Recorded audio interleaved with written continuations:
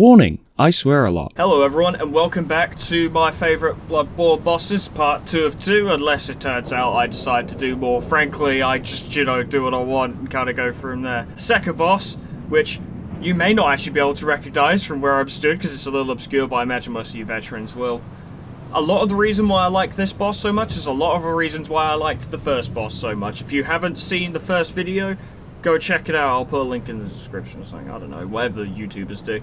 But this is my probably second favourite boss in the game, for not including the DLC. I didn't make that clear last time, I'll do it this time. I'm not including the DLC in this, because that's got some cool shit of its own. I'm going to try and fight him without the HUD, because I kind of like that effect. But when I inevitably die, I'll go back to fighting him normally. I will disappear for the duration of the fight, there'll be no commentary and no face cam.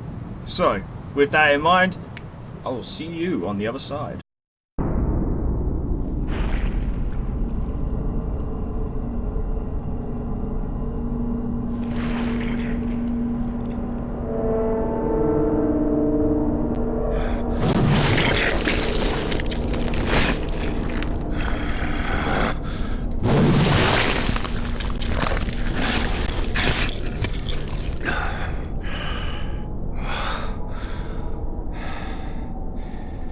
Beasts all over the shop.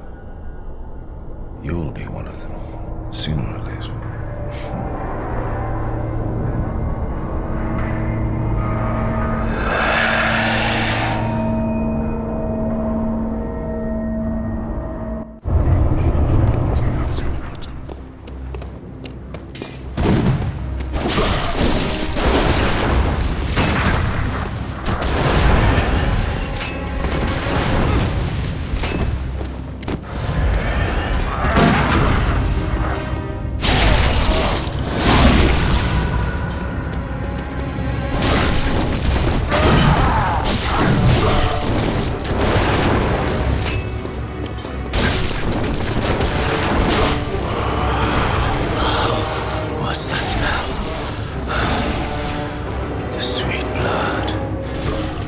Sings to me.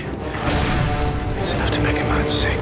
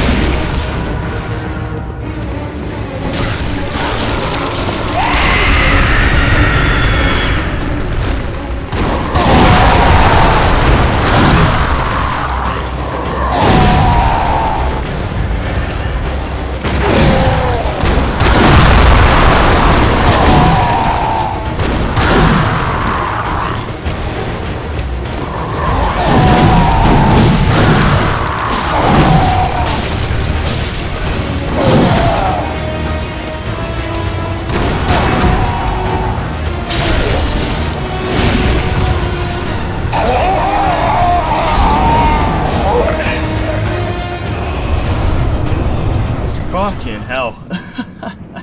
Can't believe I beat him without the HUD. It actually kind of focused my mind a bit more, maybe a little bit more aggressive, and I think that kind of worked in my favour.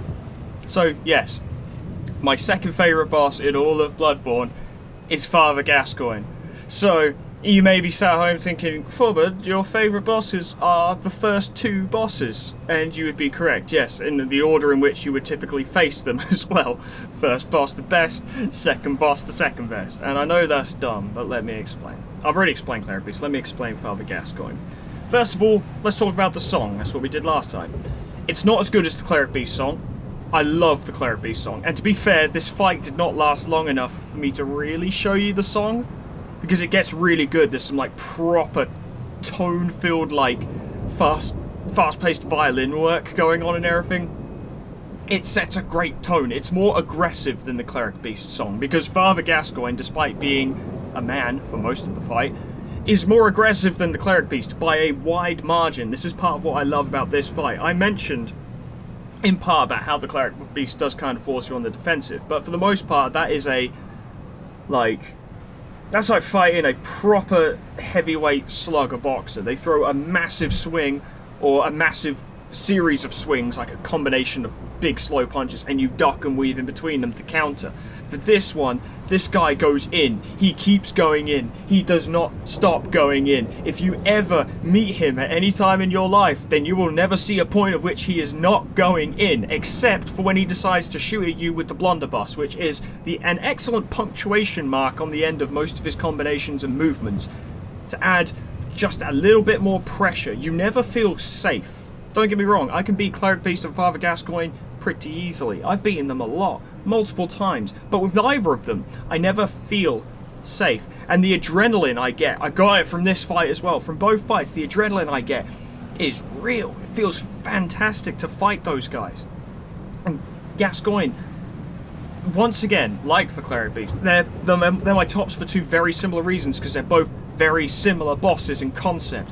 This guy sets up the second level of expectations. The first level of expectation from the Cleric Beast is that you will be fighting monsters. This one tells you you're going to be fighting hunters, and fighting hunters is some of the coolest shit in the game.